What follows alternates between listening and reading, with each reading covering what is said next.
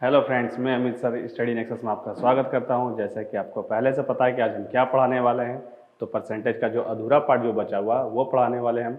और अभी हम आपको ये बताने वाले हैं, जो लड़के अभी हम उसको न्यू ज्वाइन किए हैं तो वो पहले जाकर इसका प्रीवियस क्लासेस देख लेना। 2 क्लासेस में इसका डाल चुका हूँ, और रेशियो का भी देख लेना, क्योंकि आज वो जितना क्लास में करवाया था 5 क्लास, वो पाँचों क्लास अगर कर लिए हो तो अब आपको कोई ट्रिक नहीं और कोई फॉर्मूला नहीं पढ़ना है, एकदम इजीली मैथ्स बनाएंगे सारा। ठीक है, तो जैसे हम देखते हैं अभी आगे के क्वेश्चंस को। चलिए, लिखा हुआ है कि एक चुनाव में 2 उम्मीदवार थे। एक उम्मीदवार 30% मत लेकर 16,000 मतों से हार गया। तो बताइए कुल कितने मत पड़े। इसका मतलब क्या हुआ कि एक चुनाव में कितने उम्मीदवार है, 2 उम्मीदवार है। तो सबसे पहले आपको वेरिएबल लिखना है। कितने वेरिएबल यहाँ पर? 2 वेरिएबल है, ए और बी। तो जितना वेरिएबल रहेगा उतना ABCD आप लिख लेना। तो मैं पहले लिख दे रहा हूँ A एंड B, 2 वेरिएबल है। अब इसमें क्या है, जैसे कि आप पहले रेशियो पढ़े थे, तो रेशियो में आपको हम जैसे बताए थे कि सबसे पहले जितना वेरिएबल उतना लिख लो मेरे अनुसार, और बुक के अनुसार 2 कैटेगरी में मैथ को बांट लो। तो यहाँ पर तो रेशियो है नहीं, तो रेशियो के जगह कौन लिया यहाँ पर? तो रेशियो को रिप्लेस किया यहाँ परसेंटेज। तो परसेंटेज रेशियो के जगह आ गया, यानी अब हमको देखना है कि रेशियो के एब्सेंस में हम परसेंटेज को उठाएंगे और परसेंटेज के एब्सेंस में रेशियो उठाएंगे, यानी दोनों में से कोई एक, यानी रेशियो और परसेंटेज हमारा फ्रेंड हो गया। अब हम पहले देख लेते हैं क्या, परसेंटेज को। तो परसेंटेज क्या है, एक उम्मीदवार कितना परसेंट है? 30%। तो अगर इसके पास 30% है तो इसके पास कितना होगा?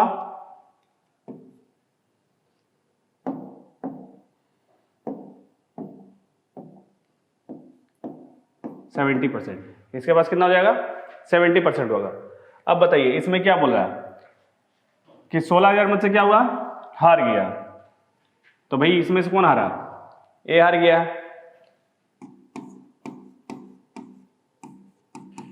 ये हार गया। ये हारा क्या? बुक के अनुसार से। अब हमारे अनुसार से कितना हारा है? ये 30% है, ये 70% है। कितना परसेंट हारा? ये 40% से ये हारा है। तो हम लिख देंगे 40%।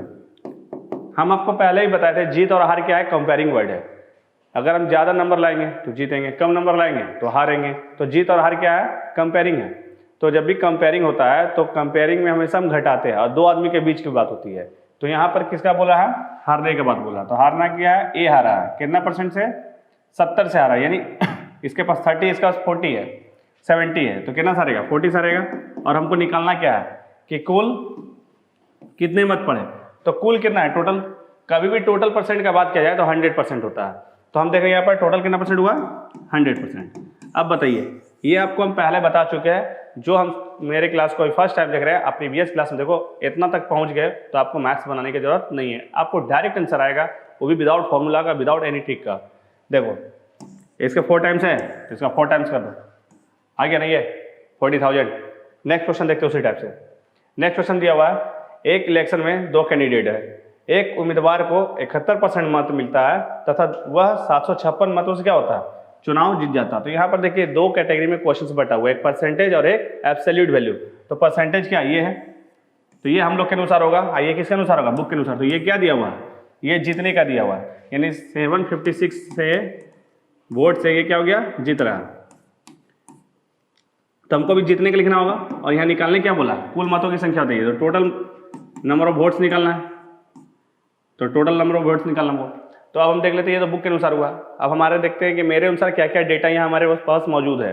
तो यहाँ पर देख रहे हैं कि एक उम्मीदवार को कितना मिला? 71%। एक उम्मीदवार को 71% मिला, तो दूसरा को कितना मिलेगा? 29%। इतना तो समझ में आ गया होगा ना। 29 क्यों हुआ? क्योंकि दोनों उम्मीदवार मिलकर 100% गेन करता है। चलिए देखिए, अब बताओ ये जीता है, ये जीता या ये जीता है? तो 71 वाला जीतेगा, जिसके पास ज़्यादा आएगा वही जीतेगा। कितना परसेंट से जीता? ये इससे जीता। तो ये इससे जीता है 42% से। ठीक है, माइनस करके देख लेना, 42% आएगा। अब यहाँ बोला कुल मतों की संख्या बताइए। टोटल नंबर ऑफ वोट्स कितना होगा? 100%। इतना करने के बाद हम आपको बताए थे क्या, इसको पढ़िए कितने बार में आएगा? ये इसे 18 टाइम्स में आएगा, 18 बार में आएगा। ठीक है, तो ये इसका 18 बार पढ़ेंगे, कितना आएगा? 1800। अगर आपको नहीं समझ में आ रहा है तो इसको काट लेना, काटने के बाद भी क्या आएगा 18 आएगा, तो यहाँ से 18 आया तो यहाँ से भी 18 आएगा, यानी 1800 आएगा। अब दूसरी चीज़ देख लो, कभी जीत और हार का बात करते हैं तो 100% है, 2 कैंडिडेट बात हुआ तो अगर 50-50 अगर एवरेजिंग करें तो 50-50 आना चाहिए था। अब जाहिर सा बात है एक स्टूडेंट्स 20 लेके आया तो दूसरा कितना लाएगा, या एक 70 लाया तो दूसरा कितना लाएगा। तो देख लो, अगर ये पूरा का बात बोला तो अगर 50 की बात किया जाए तो यहाँ 50 और यहाँ 50 होगा, ठीक है। अब समझिए कि ये स्टूडेंट्स 70 लेके आया, यानी 70 लेके आया, यानी कितना बढ़ा ये, यहाँ से यहाँ 20 तो 70 हो गया नहीं ये, तो इसका कितना हो जाएगा 30। तो बताइए इसके पास कितना है 70 है और इसके पास कितना है 30 है, तो ये दोनों के बीच का डिफरेंस कितना हुआ, तो आप बोलेंगे 40। तो ये 40 लाए कहाँ से, तो देखो इसको आप घटाओगे तो 40 आया, और हम डायरेक्ट समझेंगे। बताइए टोटल कितना हुआ 100। अगर हम दोनों में बराबर बराबर बांटते हैं तो कितना होता 50-50, तो 50 से कितना ज़्यादा ये 20, ये 50 से कितना कम है 20, तो कितना गैप हुआ, एक तरफ ये 50 से 20 कम है और ये एक तरफ 50 से 20 ज़्यादा, तो यानी गैप कितना हो गया लगभग 70 हो गया।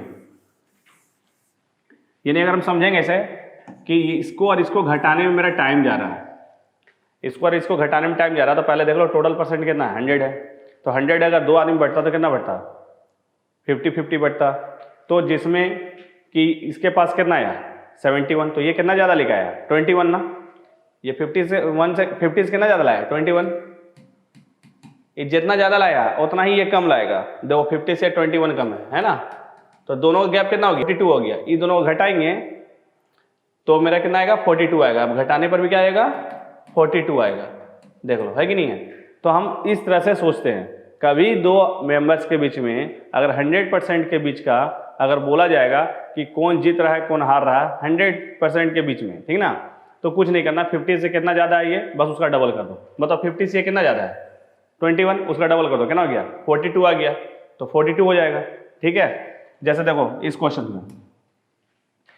में क्या था, ये 30% लाया, तो 50 से ज़्यादा लाया कम लाया, कितना कम लाया 20%, तो इसका डबल कर दो, कितना हो गया 40 हो गया ना। देखिए 40% गैप है कि नहीं है, ठीक है, क्योंकि ये 50 से 20 ज़्यादा है, ये 50 से 20 कम है, यानी 20-20 गैप कितना हो गया 40 का, एक 20 ज़्यादा है और एक 20 कम है, यानी दोनों के बीच का डिफरेंस कितना हो गया 40 का हो गया, तो यानी 40% से ये जीतेगा और हारेगा। तो यहाँ पर हम आगे क्वेश्चन देख रहे हैं कि इसी क्वेश्चन को फिर समझाते रहे।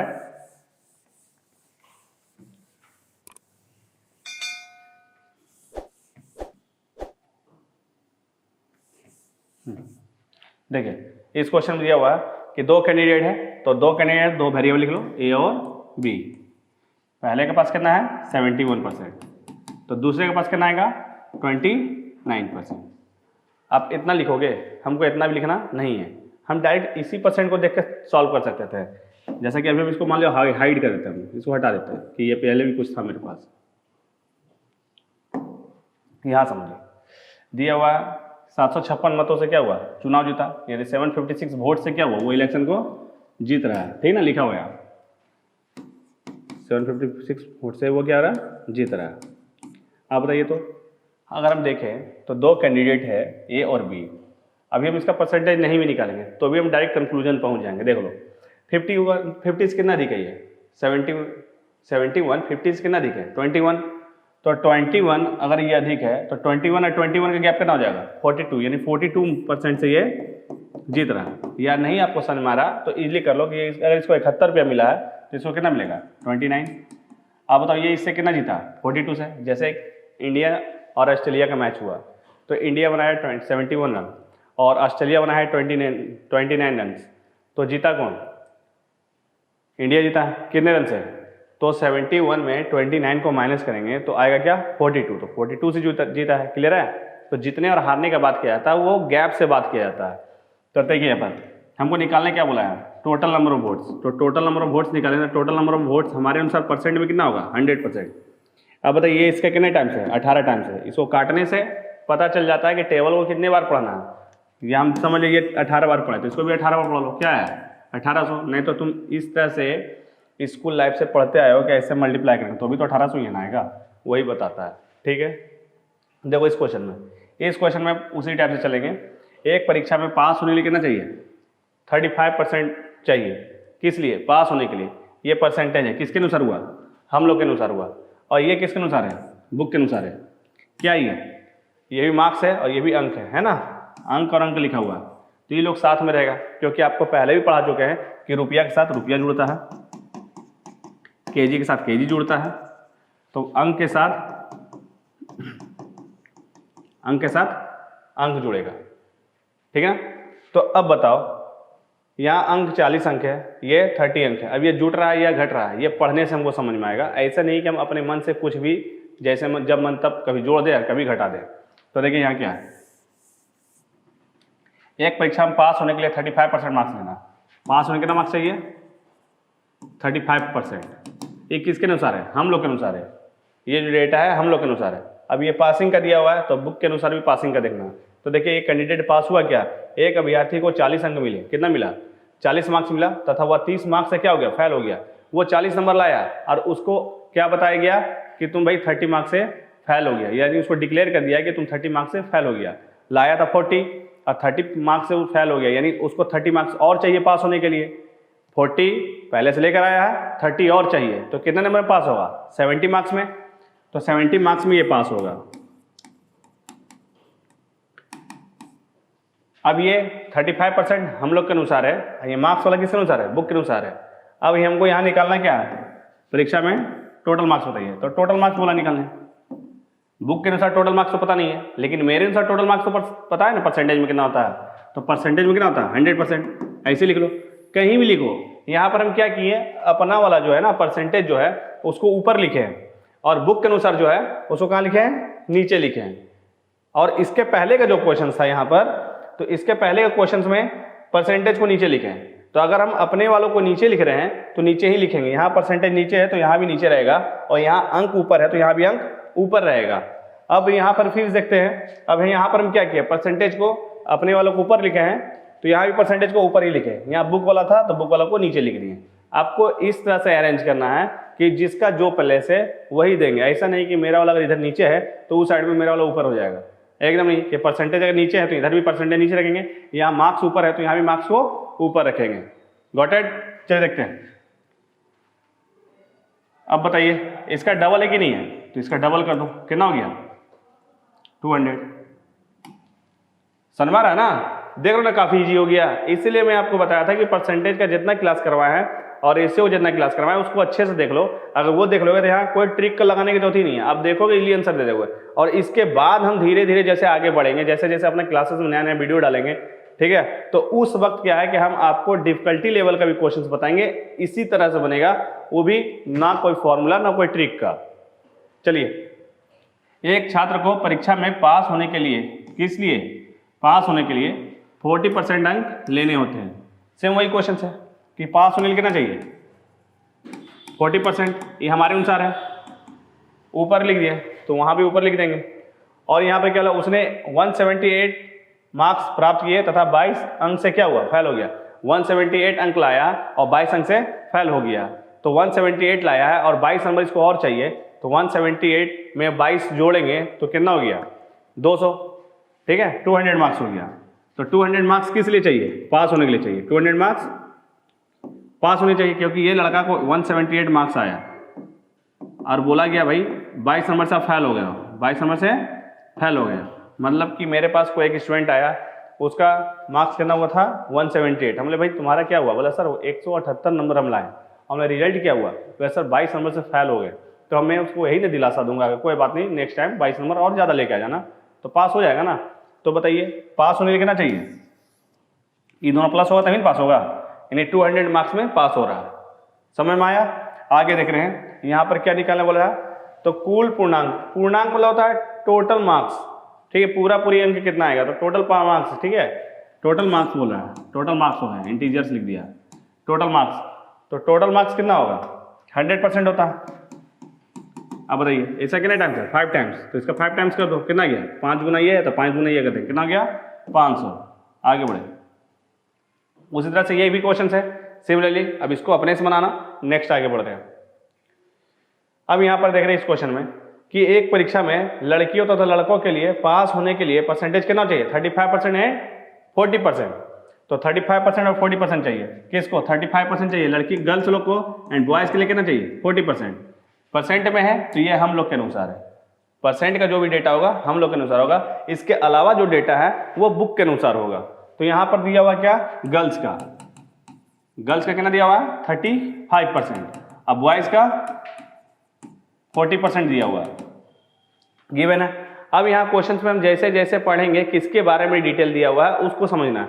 यहाँ लिखा हुआ एक लड़के ने 483 अंक प्राप्त किया। एक लड़का कितना नंबर लाया, 483 नंबर।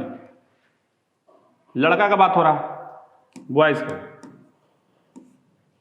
483 नंबर लाया और वह 117 नंबर से क्या हो गया, फेल हो गया। 117 नंबर से फेल हो गया। तो 117 नंबर इसको चाहिए कि नहीं चाहिए पास होने के लिए, तो 117 नंबर इसको चाहिए पास होने के लिए, क्योंकि इतना नंबर तो लाया था और 117 नंबर से फेल हो गया। फिर वही कहानी है जो कि हम पहले के क्वेश्चन में जैसे बताए हैं, तो वो उसको समझ लीजिएगा अच्छे से, तो ये भी तुरंत समझ में आ जाएगा। अब ये पास किया, ये कौन पास किया, लड़का। तो कितने नंबर पास होगा, 600 मार्क्स में। 600 नंबर में क्या हो जाएगा,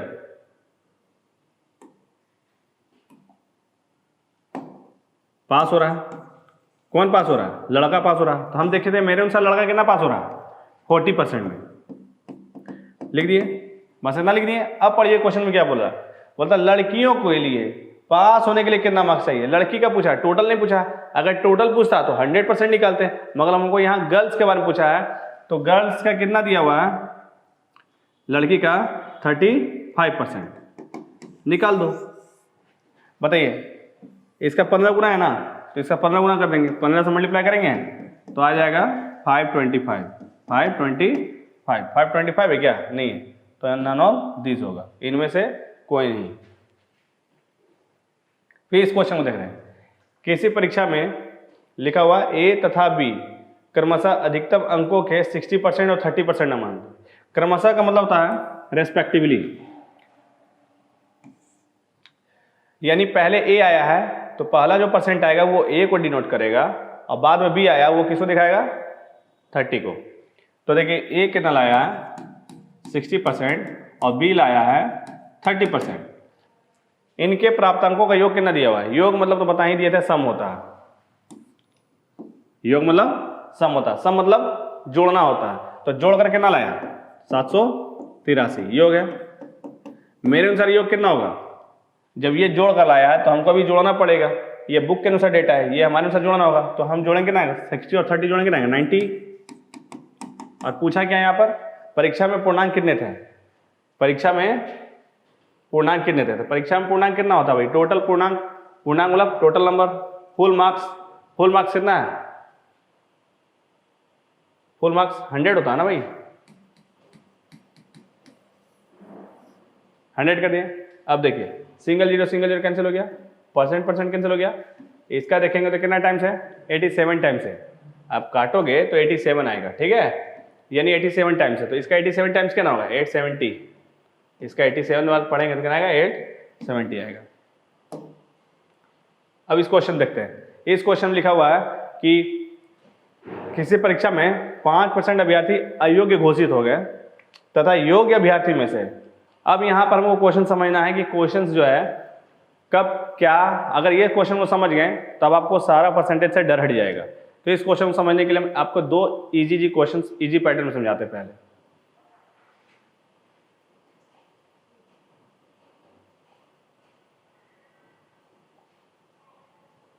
इस क्वेश्चन को समझिए। आ जाए अपने वेतन का 25% घर के किराए पर, फिर यहाँ क्या लगा हुआ है कोमा, फिर 5% खाने पीने पर, 15% यात्रा पर तथा 10% कपड़े पर खर्च करता है। तो यहाँ पर हम देखा जाए कि यहाँ परसेंटेज लिखा हुआ है, क्या जाए अपना वेतन कितना 25% खर्च कर रहा है वेतन पर, घर के किराए पर कितना कर रहा है 5%, खाद्यान्न पर कितना कर रहा है 15%, खाद्यान्न मतलब फूडिंग 5%, खाने पीने पर खर्च कर रहा है 15%, यात्रा पर खर्च कर रहा है 10%, कपड़े पर खर्च कर रहा है। अब समझिए, तथा 27,000 की बचत करता है। अजय की मासिक आय कितनी है, तो समझना यहाँ पर क्या है कि यहाँ पर कितने जगह परसेंट दिया है, एक जगह यहाँ दिया है, एक जगह यहाँ दिया है, एक जगह यहाँ दिया और एक जगह यहाँ दिया है, सब जगह अलग अलग परसेंट दिया हुआ है। और यहाँ पर हम इसके एक और क्वेश्चन देखते हैं, यहाँ भी उसी टाइप से राम का दिया हुआ है। राम का अपनी मासिक आय का 20% घरेलू आवश्यकताओं पर, शेष आय का 15% पुस्तक पर तथा शेष आय का 30% कपड़ा पे खर्च करता है। यहाँ भी 3% अलग अलग दिया है। अब उसके पास बच रही है, तो दोनों क्वेश्चन सेम टाइप का लग रहा है, लेकिन दोनों सेम नहीं है। क्यों नहीं सेम है समझिए। यहाँ पर बोला गया है कि अजय अपने वेतन का 25% घर के किराए पे खर्च कर रहा है, उसके बाद फिर कोमा लग गया, फिर डायरेक्ट लिया 5% खाने पीने में खर्च कर रहा, फिर कोमा लग गया, फिर 15% यात्रा पे तथा फिर 10% कपड़ा पे खर्च किया है। यानी यहाँ पर कहीं ब्रेक नहीं लिया है। लेकिन यहाँ इस क्वेश्चन देखो, इस क्वेश्चन लिखा हुआ राम अपनी मासिक आय का 20% अपने घरेलू आवश्यकताओं पे खर्च किया, उसके बाद जो बचा शेष का उसका 15% पुस्तक पर तथा फिर जो बचा उसका 30% कपड़ा पर खर्च किया। अब उसके पास कितना बच रहा है 9,520, यानी जो बच रहा है उसमें से खर्च कर रहा है। तो इतना सब स्टूडेंट को सारा डायरेक्ट समझ में नहीं आता है, तो इसके लिए हम डायरेक्ट आपको समझाते हैं। सिर्फ क्वेश्चन को अच्छे से देखो। यहाँ पर देखो परसेंट है ना, कुछ नहीं समझ में आता। परसेंट देखो, परसेंट के पास उंगली रख लेना, इसके पहले देखो क्या लगा हुआ, का लगा हुआ है ना, तो इसका मालिक हो गया ये। यानी अगर ये 25% चाहिए इसको अपने घर के किराए के लिए, तो पैसा मांगेगा किससे, अपने वेतन से मांगेगा। फिर यहाँ पर क्या दिया हुआ 5% के पहले का लगा हुआ है नहीं, तो इसके लिए भी का काम यही करेगा। यानी इसका भी मालिक यही है, इसका भी मालिक यही। जैसे हम यहाँ पर लिख दे रहे एक बार, वेतन है, वेतन का बोला 25% किराए पर दिया, घर के किराए पर। फिर कोमा दिया हुआ है 5% फूडिंग पर दिया है, खाने पीने पे। उसके बाद फिर 10% कपड़ा पे दिया है, और फिर 15% यात्रा पे दिया है, 15% यात्रा पे दिया हुआ है, और 10% कपड़ा पे दिया हुआ है। अब बताओ यहाँ परसेंट है ना, परसेंट के पहले क्या लगा हुआ है का, तो इसको पैसा अगर चाहिए तो ये देगा, वेतन देगा। वेतन का बोला भाई, जिसका बोलता हूँ मालिक होता है, एकदम डायरेक्ट समझ लो। अब देखो यहाँ पर क्या 5% है, इसके पहले का लगा हुआ नहीं, इसके लिए भी मालिक यही हुआ। ये 15%, इसके लिए भी का काम यही मालिक हुआ, इसके लिए भी यही हो गया। बताओ सबका मालिक एक है कि नहीं है, या सबका मालिक है क्या? एक मालिक के पास 100% होता है। एक मालिक के पास कितना होता है 100%। 100% में 25 घर पे दिया, 5 खाने पीने पे दिया, 15 यात्रा पे दिया और 10 कपड़े पे दिया, तो टोटल कितना हुआ 30, 45 और 10 55, यानी 55% वो खर्च कर चुका है। तो अब बचाएगा कितना, 55% खर्च हो गया ना भाई, 55% वो खर्च कर चुका है, तो बचत कितना करेगा 45%, काहे कि मालिक के पास 100% था ना वेतन। अब बताइए ये क्या दिया हुआ है बुक के अनुसार, बचत दिया हुआ है, तो 27,000 क्या ये बचत है। मेरे अनुसार कितना बचत हो रहा 45%। अब क्या लिखा हो यहाँ, मासिक आय बताइए, मासिक आय कितना है 100%। अब बताओ इसके कितने टाइम से, तो कुछ नहीं करना है, अगर कट रहा है तो काटेंगे, और नहीं काट रहा है तो टेबल में देख लेते हैं। तो एक बार काम करो, काट लो इसको, काट दिया इसको 5 के टेबल में 9 बार में। अब 5 से कट गई ये 20 टाइम से। बताइए 9 के टेबल में 3 बार में आएगा नहीं आया, यानी ईजी बनाना, हमको ज़्यादा लंबा कैलकुलेटिव नहीं करना है। 9 के टेबल में 3 बार टाइम्स में आया, 20 के टेबल में 3 टाइम्स कितना आएगा 60 आएगा। ये हो गया आंसर। अब ये क्वेश्चन समझ में आ गया ना, यहाँ हर जगह कोमा लगा हुआ, कहीं शेष का बात नहीं हुआ है। जैसे अब इस क्वेश्चन देखो, इस क्वेश्चन में क्या लिखा हुआ, राम अपनी मासिक आय का 20% घरेलू आवश्यकताओं पर, यहाँ परसेंटेज लिखा है ना, इसके पहले का आया का, तो इसका मालिक ये हुआ। फिर देखो यहाँ पर क्या लिखा हुआ, परसेंटेज है ना, इसके लिए क्या लगा का, इसके लिए मालिक कौन हो गया, ये हो गया। ये चेंज हो रहा नहीं, तो पहले हम साफ साफ लिख दे रहे हैं, फिर समझिए। आय का 20% घरेलू आवश्यकताओं पर किया है, फिर कोमा के बाद क्या आया, शेष आय का, शेष का लिख दे रहे हैं, शेष का कितना है 15% पुस्तक पर किया, फिर क्या लिख रहा है, शेष का 30%, शेष का 30% कपड़ा पे किया। अब उसके पास 9,520, अब तो परसेंटेज है नहीं, तो देखिए ये परसेंट को देखें, इस परसेंट के पहले का लगा नहीं लगा, इसके लिए मालिक ये हुआ। ये परसेंट, इस परसेंट के पहले क्या लगा का, इसके लिए मालिक ये हो गया। इसके लिए ये परसेंट, इसके पहले का लगा, इसके मालिक ये हो गया। सबका मालिक चेंज हो रहा है कि नहीं हो रहा है। और जब सबका मालिक चेंज होता है, समझिएगा, जब सबका मालिक चेंज हो रहा है, इसका मालिक ये है, इसका मालिक ये है, इसका मालिक ये है, जब सबका मालिक चेंज हो जाएगा तो हर एक मालिक के पास 100% हुआ करता है। और हम आपको इसके पहले जनसंख्या पैटर्न में बता चुके हैं, हर एक मालिक के पास क्या होगा, 100% होगा। तो सपोज करो कि अगर ये इसके पास 100 रुपीज़ था, 100% था, 20% खर्च किया तो बचाएगा ना 80। इसके पास भी 100% था, मालिक है ना भाई, तो 100% होगा, बस इतना समझ लेना। 100 था, 15 खर्च कर दिया है, कितना बचाया, 85। अब इसके पास भी 100 था, ये खर्च कितना किया, 30, तो बचाएगा ना 70। समझना, 3 अलग अलग आदमी ना, और तीनों बचत कर रहा है। क्यों बचत ले रहे हैं, क्योंकि देखिए यहाँ क्या लिखा हुआ है, बुक के अनुसार बचत का जिक्र किया है। बचत लिख लो, 9520 बचत लिख रही है। अब समझिए, काट रहे, कैंसिल कैंसिल हो गया, सिंगल जीरो कैंसिल हो गया, सिंगल जीरो कैंसिल हो गया। 17 से काटेंगे इसको 5 टाइम से, 17 के पढ़ा में ये 560 आ गया। 7 से कट गया ये 80 बार में, 8 से कट गया ये 10 बार में, 5 से कट गया 2 बार में, 100 इससे मल्टीप्लाई कितना आएगा, 200, कितना आ गया 200। तो यहाँ आ गया 1%, यहाँ कुछ नहीं बचा तो 1 है, तो 1 पार्ट कितना आया 200 रुपीज़ में, यहाँ रुपया है ना तो रुपीज़ में आ रही है, और यहाँ से परसेंट का काम हो रहा है तो ये परसेंट में रह गया। 1% कितना आ गया 200। लेकिन हमको यहाँ निकालना क्या है, उसकी मासिक आय पूछा है, तो मासिक आय पूछा है, तो मासिक आय होता है कितना परसेंट है, तो मासिक आय होता है 100%। तो बताइए इसे 100 टाइम्स, इसका 100 टाइम्स कर देंगे 20,000 हो जाएगा, या इस तरह से आ जाएगा आपका आंसर।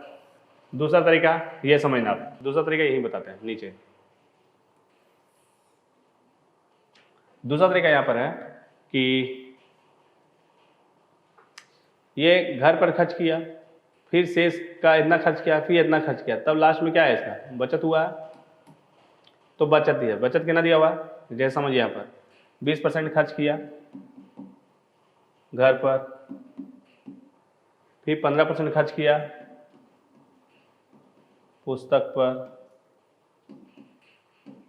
फिर 30% खर्च किया कपड़ा पर। अब बचत कितना किया, 9520 रुपया। ये सब तो शेष का था, समझ में आ गया होगा, लिख दिया यहाँ पर, बार बार नहीं लिख रहे हैं। यहाँ क्या लिखा है, आय का।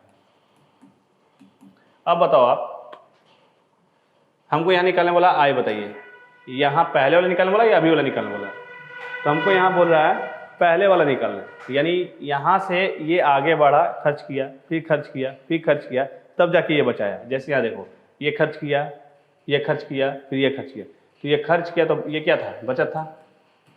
ये खर्च किया तो क्या था, बचत था। ये खर्च किया तो ये क्या, बचत हुआ।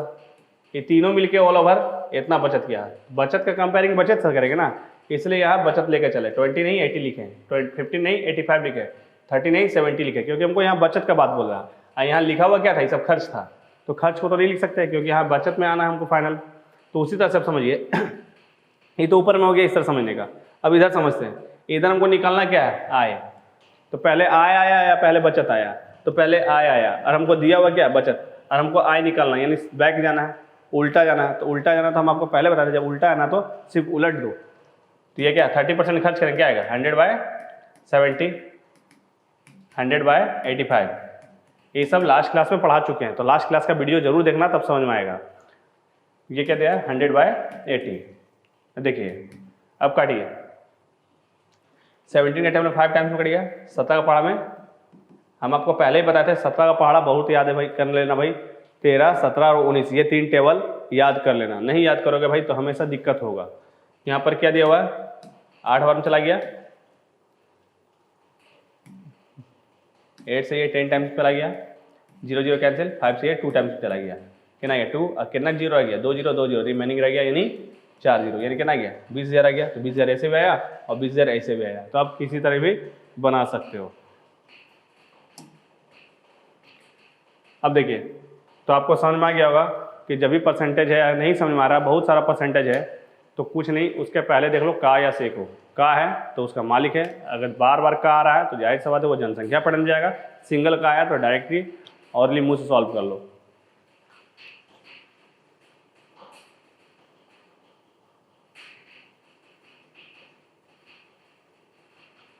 देखिए अब इस क्वेश्चन को देख रहे हैं,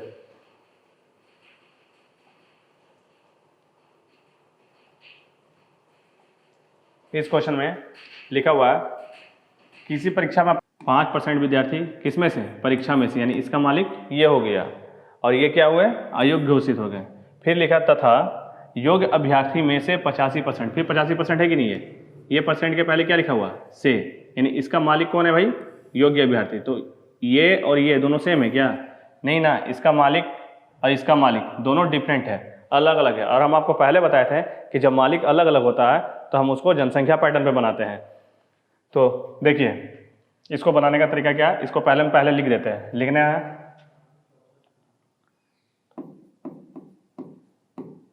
परीक्षा में से 5% अयोग्य हो गए,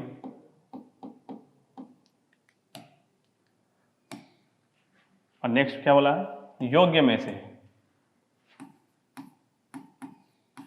में से 85% जनरल कैटेगरी के हैं। तो इसके लिए मालिक ये है और इसके लिए मालिक ये है, और दोनों मालिक अलग अलग है। जब अलग अलग रहता है तो उसको जनसंख्या पैटर्न बनाते हैं। और जनसंख्या पैटर्न बनाने का तरीका सिंपल बता दिए थे, दो तरीके से, एक सीधा जाने के लिए और एक उल्टा आने के लिए। तो पहले हम दोनों तरीका बनाएंगे, तो पहले हम सीधा तरीका का बताते हैं, उसके बाद हम उल्टा तरीका का, दोनों तरीके से देखेंगे। तो देखिए यहाँ पर 100 से स्टार्ट करते हैं। मान लो 100 स्टूडेंट था, 5% अयोग्य हो गया, तो बच्चा मेरे पास कितना, 95%। फिर 85% योग्य से 85%। अब 85% क्या है भाई, जनरल कैटेगरी का है।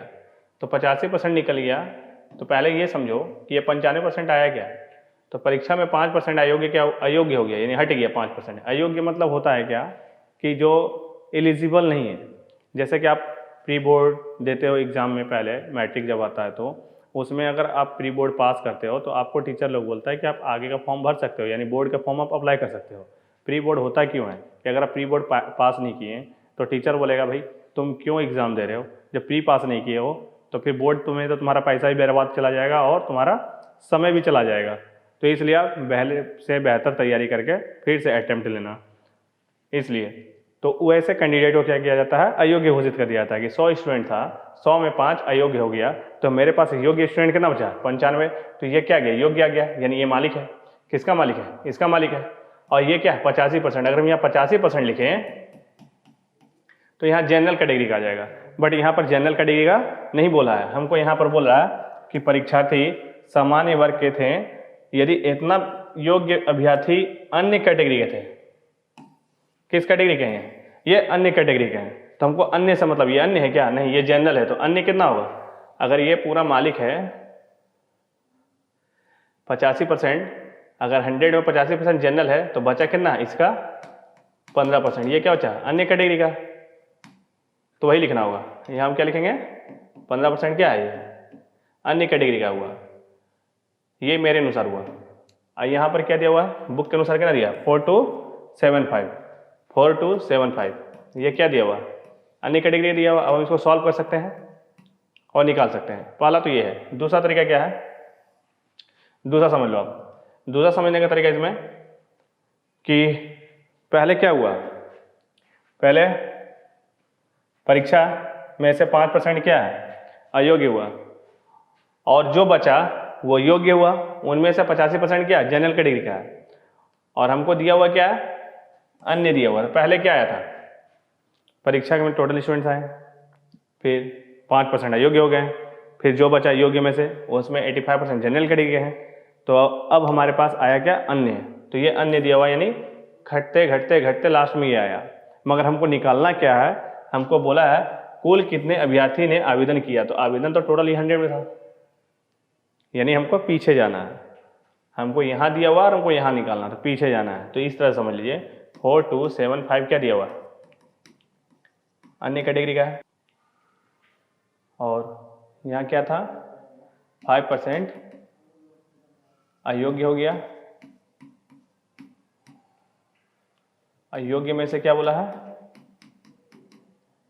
85% अन्य जनरल कैटेगरी का, जनरल यानी सामान्य कैटेगरी का है। और हमको बोला टोटल स्टूडेंट्स बताइए, तो टोटल का 5% योग्य हुआ था। हमको ये दिया, हमको इधर जाना है, जस्ट उल्टा जाना, तो उल्टा कर दो ना। 100 85 गया तो कितना हो गया 15%, और यहाँ क्या है 5% चल गया, क्या ना 95 आया। अब इसको सॉल्व करेंगे तो भी वो आंसर आएगा, इसको सॉल्व करेंगे तो भी वही आंसर आएगा। तो चलिए हम पहले इसे सॉल्व कर लेते हैं।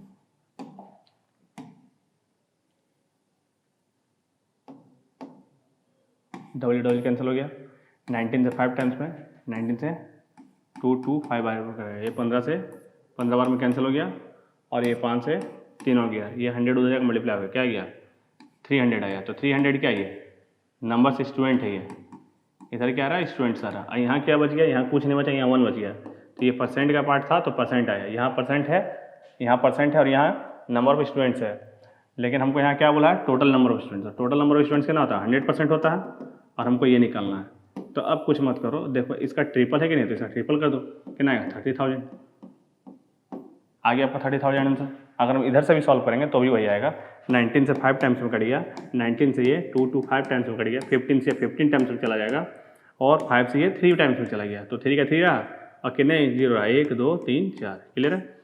तो अब आपको समझ में आ गया होगा। अगर ये नहीं समझ में आ रहा तो इसके पहले का जो क्वेश्चन था उसको आप समझ लेना कि आगे कैसे जाना है, पीछे कैसे जाना है। बस उसी चीज़ को हम यूज़ किए हैं कि जैसे हमको यहाँ दिया हुआ क्या लास्ट का दिया हुआ है, और हमसे पूछा पहले का बताइए पहले स्टूडेंट्स कितना था, तो जस्ट रिवर्स आना है, तो रिवर्स आया तो बस उसको उलटते चले गए। और यहाँ सीधा जाना है तो सीधा ऐसे जाते हैं। तो दोनों तरीके से समझा दिए, तो इसको अच्छे से समझो, अब बार बार देखो क्लियर हो जाएगा। अब इस क्वेश्चन देखते हैं। एक चुनाव में 2 उम्मीदवार थे, तो भाई 2 उम्मीदवार का बात किया तो 2 उम्मीदवार पहले लिख लो, जितना वेरिएबल है उतना लिख लेना ABCD। उसके बाद बोला इसमें से कुल कितना मत पड़ा 7500, तो कुल मत पड़ा यहाँ 7500 लिख लो, कुल मत 7500। बस जहां जैसे होगा परसेंट समझते चले जाना। यहाँ क्या लिखा हुआ है इन मतों में से, यहाँ मतों होगा, इन मतों में से 20% मतों को अवैध घोषित कर दिया गया। तो अवैध और वैध होता क्या है? अवैध और वैध ऐसा होता है कि जब हम कोई वोट देते हैं तो बहुत सारा आदमी अगर वोट देता है गलत तरीके से, जिसको आप बोलते हैं भोकस वोट दे रहा, या कभी कभी होता है बूथ लूटा जाता है, आप ये सुने होंगे। तो बूथ जब लूटा जाता है या भोकस वोट जब पड़ता है तो उस वक्त अगर कोई कंप्लेन कर देता है, और ये बात चुनाव कमीशन को पता चल जाता है, इलेक्शन कमीशन को, चुनाव आयोग क्या करता है उस वोट को ही खारिज कर देता है, बोलता है कि जिधर का वोट में अगर ऐसे गड़बड़ी हुआ है उस वोट को ही कैंसिल कर दो। अब उस वोट का कैंसिल कर देगा तो उसमें फिर दोबारा चुनाव नहीं होने वाला, क्योंकि चुनाव में काफ़ी खर्च होता है। तो ये बोलता है कि कितना % वोट अगर कैंसिल हुआ है, तो बोला 20%, तो बोला इसको हटा दो। अब बचा कितना 80%, तो वो वैध वोट हो गया, जो बच गया वो वैध वोट हो गया, यानी प्योर वोट हो गया, इसको वैलिड वोट बोलते हैं। अब मेरा जो जीत हार जो भी होगा तो वो हमारा वैलिड वोट से होता है। तो उसी तरह से यहाँ लिखा हुआ होगा इन मतों में से 20%, तो 20% किनमें से, इनमें से बोला, इनमें से 20% अवैध हो गया। अब बोले यदि एक उम्मीदवार को वैध मतों के 55%, अब ये 55% है भाई, 55% के पहले क्या लगा कि किसके वैध मतों, यानी इसका मालिक क्या है वैध मत, तब ऐसा समझ लेना, यहां लिख लो वैध मतों के, ठीक है। 55% किसको मिला, एक उम्मीदवार को, मान लो इसको मिला 55%,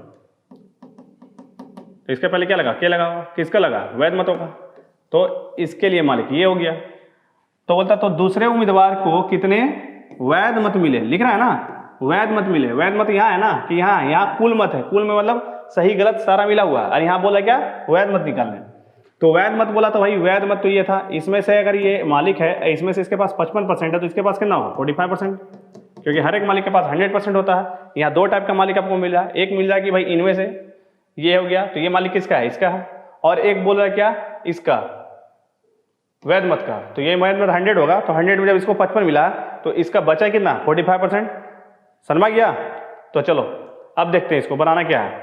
भाई ये जो परसेंट है अपने मालिक के पास जाएगा, इसका मालिक कौन है, ये है, इसका मालिक ये है, तो इसके पास जाएगा। बोला भाई 20%, अगर 20% निकालेंगे तो अवैध आ जाएगा, और हमको अवैध का मतलब नहीं है क्योंकि हमको ये निकालना।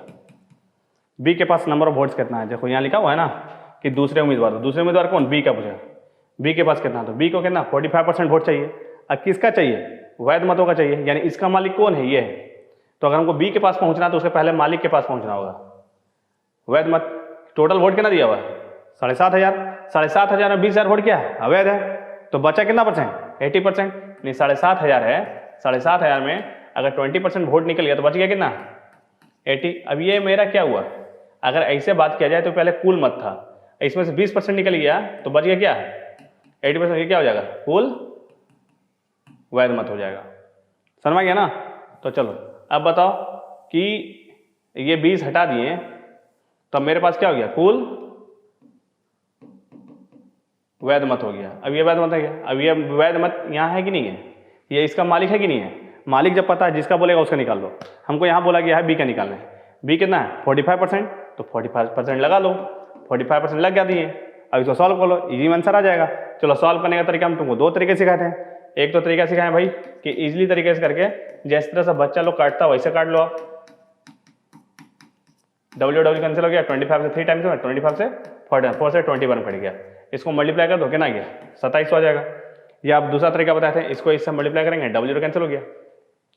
अब मल्टीप्लाई करके भी काट सकते हो या बाय 100 कर दो, जैसे नहीं कट रहा है तो। फिर यहाँ से काटेंगे, फिर इससे मल्टीप्लाई करेंगे तो 27 आएगा। तब किसी भी तरह से बना सकते हो, जिस तरह से आपको ईजी लगता हो। ठीक है, तो नेक्स्ट क्वेश्चन सकते हैं हम। नेक्स्ट क्वेश्चन, इसमें भी उसी टाइप से दिया हुआ क्वेश्चन कि 2 उम्मीदवार के बीच चुनाव हुआ। अब देखो इस क्वेश्चन को आराम से आपको समझ में आ जाएगा। कुल वैध मत होगा 55% मिला, किसको? एक चुनाव में एक उम्मीदवार को, यानी 2 उम्मीदवार है भाई, ए और बी। एक को कितना मिला? 55%। तो 55% के पहले क्या लिखा हुआ? किसका? वैध मत होगा। वैध मत लिख लो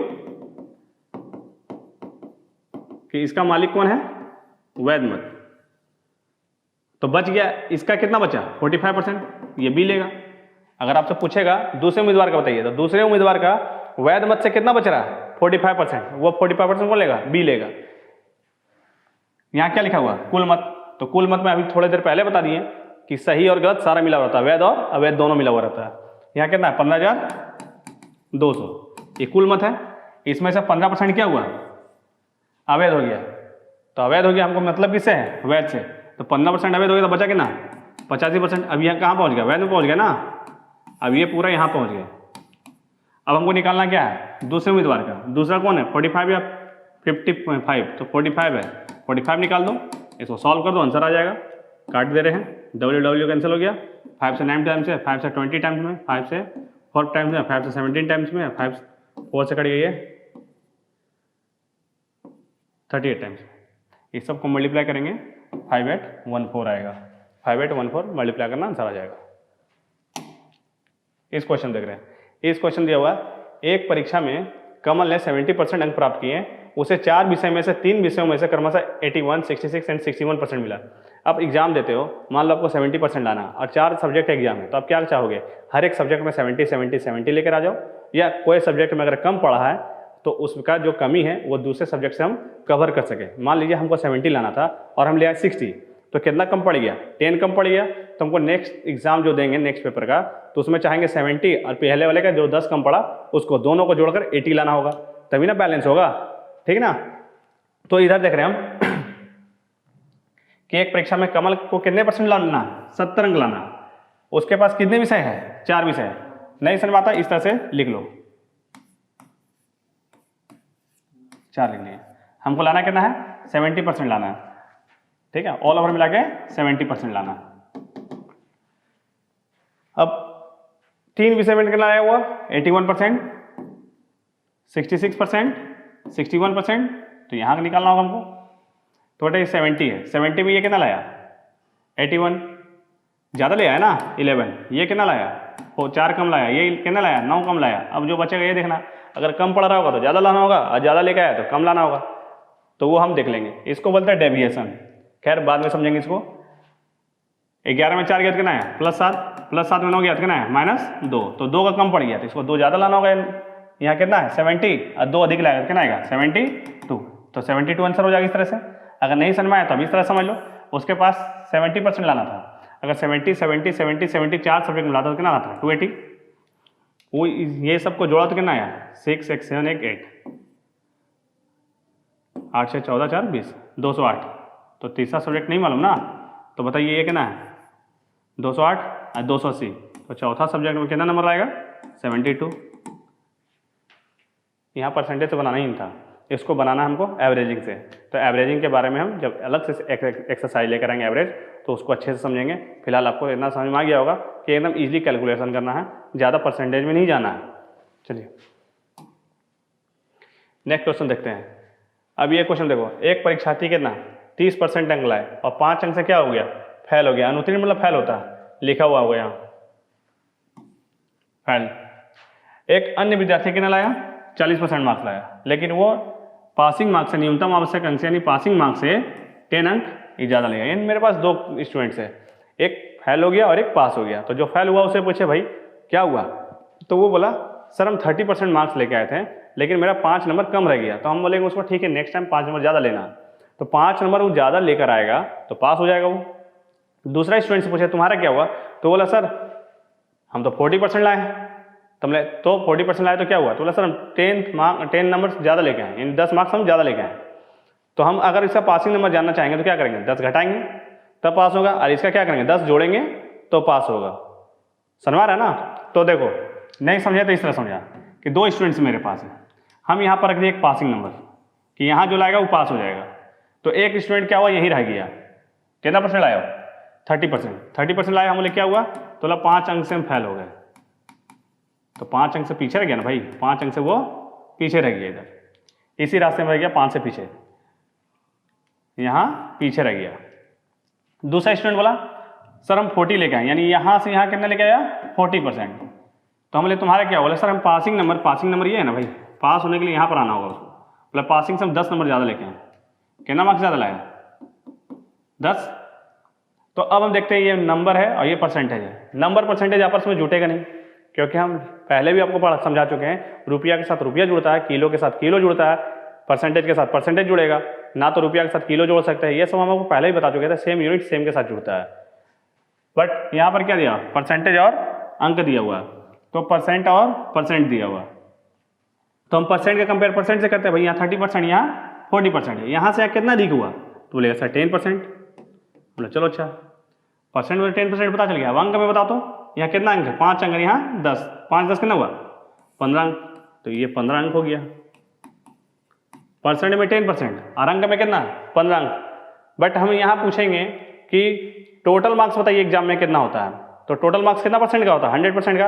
अगर आपसे टोटल पूछा जाएगा तो 100 लगा दोगे, इसका 10 टाइम्स है तो इसका 10 टाइम्स निकालेंगे, इससे क्या जाएगा टोटल मार्क्स आ जाएगा। बट यहाँ हमसे टोटल नहीं पूछा गया, हमसे जो पूछेगा बस वहीं जाएंगे। यहाँ देखो क्या लिखा हुआ, पास होने के लिए आवश्यक न्यूनतम अंक कितने हैं। फिर से हम बोलेंगे ये सब मेथड पिछले ही क्लास में करवा चुके हैं। जो लड़का जो स्टूडेंट्स अभी हमारे साथ न्यू जुड़ा हुआ है वो जाके पहले लास्ट क्लास देख लो, और लास्ट क्लास देखने के बाद सारा वीडियो को देख लोगे तब आपको समझ में आएगा कि ये बहुत काम का चीज़ है। ये सब मैथ तो हम आपको इसलिए समझा रहे हैं क्योंकि आपको इसके बारे में नॉलेज नहीं है किस तरह से सॉल्व होता है। यही क्वेश्चन था, क्वेश्चन को हमको इतना लिखना पड़ा, बट अगर हम सॉल्यूशन करें तो बस हमको इतना ही करना होगा।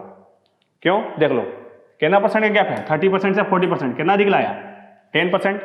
यहाँ कितना अंक पीछे पड़ गया, 5 अंक ये पीछे था, 5 अंक ये पीछे था, और यहाँ से 10 अंक आगे है। तो कितना 10 5 15 गैप हो गया ना, तो 15 अंक लिख दें। हमको इतना लिखने की जरूरत नहीं है। अगर आप एक बार समझ जाओगे तो आपको इतना भी लिखने का जरूरत नहीं पड़ेगा। चलो खैर, हमको यहाँ निकालने क्या बोला है, पास होने के लिए आवश्यक न्यूनतम अंक यानी मार्क्स बोला, परसेंट में तो नहीं बोला।